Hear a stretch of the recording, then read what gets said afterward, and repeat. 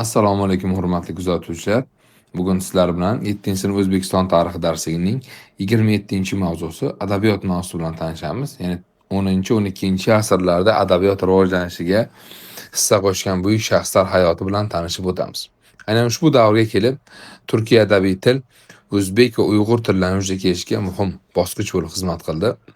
Aynan bu davrda adabiyot rivojiga qo'shgan buyuk allomalardan biri Mahmud Az-Zamaxshariy degan shaxs edi. Aynan ushbu shaxs 1075-1144-yillarda yashagan.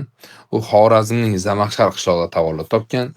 Aynan o'z qishlog'idan tashqari Buxoro, Marv, Nishopur, Isfaxon, Shom, Bag'dod, Hirot, Makka kabi shaharlarda yashagan va arab tili adabiyotini, diniy ilmlarni, xattotlik san'atini, arab maqollarini, urf-odatlarini chuqur o'rgangan shaxslardan biri sanalgan.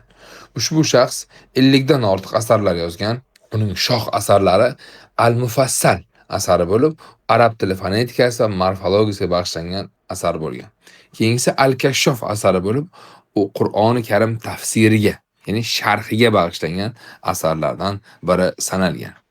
Ushbu shaxs juda ko'plab ilmlarni va juda ko'plab shaharlarda ilm o'rgangani va o'rgatgani uchun o'sha davrda arab va g'ayriarablar ustozi, Xorazm faxri, Jorulloh kabi nomlar bilan ulug'langan. Jorulloh degani bu Allohning qo'shnisi deya e'tirof etiladi, tarjima qilinadi. Sabab u ko'proq asarlarni Makka shahrida bo'lgan vaqtda yozgani uchun shunday nom bilan ulug'langan. Uning yozgan asarlari o'z ahamiyatini yo'qotmagan hozir kungacha ham. Sababi dunyodagi eng mashhur diniy ulamolar yetkazib chiqaradigan Al-Azhar diniy dorulfununi mavjud Qohira shahrida, Misr davlatida. Aynan ushbu diniy muassasada Zamaxshariy tomonidan yozilgan Al-Kashshof, Al-Mufassal asarlari hozir kunda ham o'rgatiladi. Aynan ushbu shaxs yozgan dastlabki lug'at mavjud, ya'ni ko'p tilli lug'at dunyoda ilk lug'atlardan biri. Sabab ushbu lug'at arab, fors, turkiy lug'atning yagona bir shaklini yaratgan shaxs sifatida e'tirof etilgan. Ushbu shaxsning ilm-fanga qo'shgan hissasi mustaqil O'zbekistonda alohida e'tirof etilgan va 95-yilda 920 yilligi keng nishonlangan. Bundan keyingi adabiyot rivojiga hissa qo'shgan buyuk shaxslardan biri Yusuf Xos-Hojib degan shaxs bo'lgan. U 11-asrda yashagan. O'zining Qutadg'u bilik asari bilan tarixga kirgan shaxslardan bo'lgan. U bola chog'ida tug'ilgan, arab va fors tillarini mukammal o'rgangan, falsafa, mantiq, matematika kabi ilmlarga ega bo'lgan shaxslardan biri bo'lgan. U o'zining Qutadg'u bilik asarini yozib, 1069-yilda boshlaydi va 1070-yilda Qoshg'arda bo'lgan vaqtida uni tugatadi va uni Tavg'aj Bo'g'roxonga taqdim qiladi. Tavg'aj Bo'g'roxonga ushbu asar yoqib qoladi va Yusufga Xos-Hojib, ya'ni eshik og'asi martabasini beradi. Ushbu asarda oddiy xalq yuksak ehtirom bilan tilga olinadi. Bundan tashqari unda axloq, odob, saodat, sevgi, davlat boshqaruvi haqida batafsil ma'lumotlar keltiriladi. O'z davrining va hozirgi davrning shoh asarlaridan biri vujudga keladi.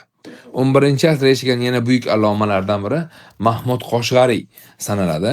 Mahmud Qoshg'ariy o'zi aslida hukmron sulolaga mansub qoraxona ustoz vakillaridan biri sanalgan, ammo hokimiyatdagi og'ir vaziyatdan chetroq bo'lish uchun u yoshligidan Qoshg'ar, Buxoro, Samarqand, Marv, Nishopur shaharlarida ilm olgan. Arab, fors va turkiy tillarni, umuman manbalarda 7 ta 8 ta tilni puxta bilgan deb e'tirof etiladi va mamlakatdagi og'ir vaziyatdan qochib 15 yil davomida atrofdagi qardosh xalqlar orasida yuriydi va ularning urf-odat, an'analarini batafsil o'rganadi. Shuning uchun ham Mahmud Qoshg'ariy Turkiy xalqlarining madaniyati, etnografiyasi, folklorini o'rganuvchi birinchi tadqiqotchi sifatida tilga olinadi. Chunki 15 yil davomida turli qardosh xalqlar tarkibida yashaydi, ularning urf-odati, an'anasini batafsil o'rganadi. Va aynan ushbu shaxs Devonu lug'ati turk asarini yozadi 1072-yilda. Hattoki o'z asarga ta'rif berar ekan, oldin hech kim tuzmagan va hech kimga ma'lum bo'lmagan alohida bir tartibda ushbu asar tuzildi deydi. Aynan keyinchalik bu o'zbek adabiyotida nodir asarlardan biri sifatida e'tirof etiladi. 12 asrda yashagan yana buyuk allomalardan biri bu Ahmad Yugnakiydir. Ahmad Yugnaki Hibbatul Haqoiq, ya'ni haqiqatlar tuhfasi asarini yozadi. Turkiya adabiyatining eng qimmat va nodir asarlaridan biri sanaladi. Ahmad Yugnaki o'zini shoir emas, balki adab muallimi deb e'tirof etadi. Chunki uning asarida Qur'oni Karim va hadis sharif ma'nolari singdirilgan. Islom dini axloqini tashviq qilish, komil inson tarbiyab yetishtirish maqsadida shu asarni yaratgan bo'ladi. Bu aynan 10 va 12 asrda adabiyot rivojiga hissa qo'shgan buyuk shaxslar haqida qisqacha ma'lumot va ularning asarlariga ta'riflar edi. E'tiboringiz uchun rahmat. Keyingi mavzuda ko'rishguncha xayr.